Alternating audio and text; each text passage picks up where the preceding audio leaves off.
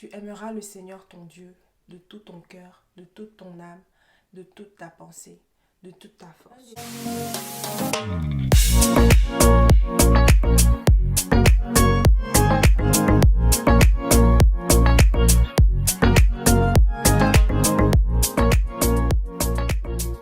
Qui les avait entendus discuter, sachant que Jésus avait bien répondu aux Sadducéens, s'approcha et lui demanda: Quel est le premier de tous les commandements?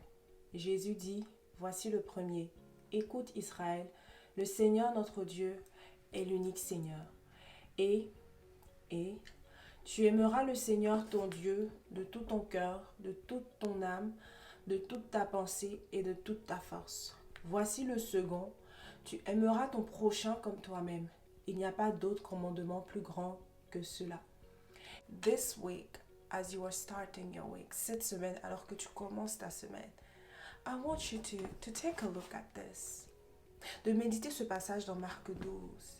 Le Seigneur dit: tu aimeras Dieu et tu aimeras ton prochain comme toi-même. Tout ce que nous devons faire, tout ce que nous sommes appelés à faire, tout ce que Dieu nous demande de faire, repose dans une seule chose: l'amour.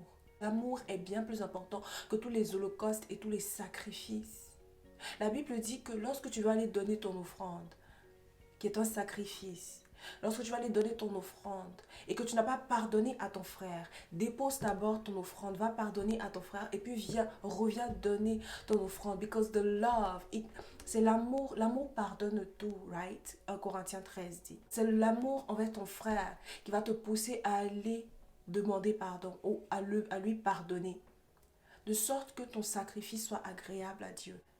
L'amour envers Dieu, l'amour envers son prochain est plus important et a plus de valeur aux yeux de Dieu que n'importe quel sacrifice, que n'importe quel holocauste. Je t'encourage à faire de l'amour un pilier sur lequel tu vas marcher. Dieu est amour. Et si tu manques d'amour, à toi de le lui demander. Il y a une vidéo que j'ai faite qui s'appelle Cœur de pierre, cœur de chair. Quel est l'état de ton cœur en fait? Et là, on voit que l'Éternel, il ne va pas juste transformer ton cœur de pierre, il va changer, il va ôter le cœur de pierre et te donner un cœur de chair. So if you have a hard time expressing love, ask God.